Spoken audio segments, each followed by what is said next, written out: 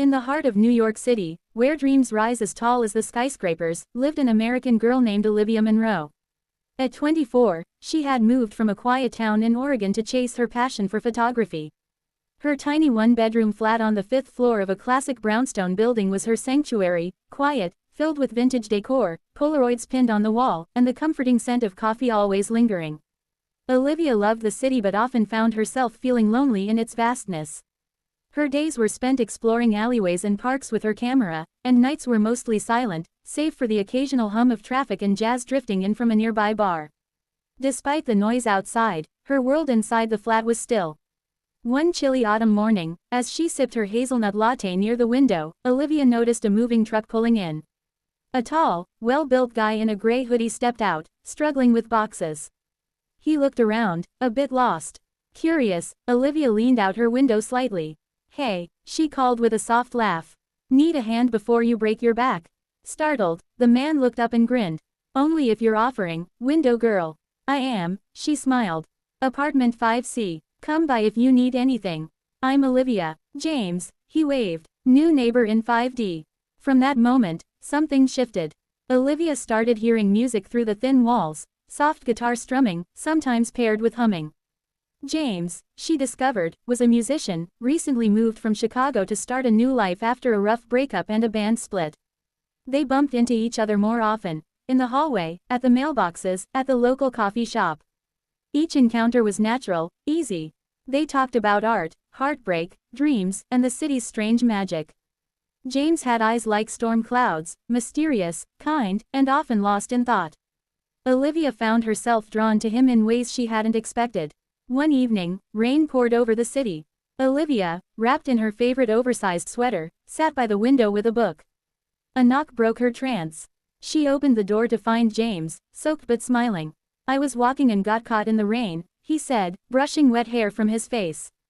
"Your light was on. Mind if I crash here for a bit?" She let him in. He looked around her flat, captivated by its warmth. "This place feels like a memory," he whispered, touching the edge of a photo frame. They talked for hours. She played him her favorite old vinyl records, he sang her an unreleased song he had written. As the rain softened into mist, their hands brushed, and neither pulled away. Days passed, and their connection deepened. James would often play his guitar near his window while Olivia watched from hers, camera in hand. He became her muse, and she became his calm. One night, under fairy lights and the quiet hum of the city, James invited Olivia to his apartment for dinner. The lights were dim, candles flickered, and soft jazz played in the background. "I haven't done this in a while," he admitted nervously. "But you make me want to try again." "Try what?" Olivia asked softly. "Loving someone, the right way." She didn't respond with words. Instead, she stood on her toes and kissed him, slow, gentle, filled with everything unspoken between them. Their romance bloomed like the first tulips of spring. They explored the city together, took weekend trips, shared silly secrets, and comforted each other's fears. Olivia captured their moments in photographs, while James wrote songs about her laughter, her freckles, and the way she made his world brighter. But love, even the most beautiful kind, isn't without its tests. James got an offer to tour Europe with a new band, a dream he had chased for years. The night he told Olivia, her heart sank. "I want you to go," she said bravely, "but I won't lie, it'll hurt." James held her close. "I'll come back to you, Olivia.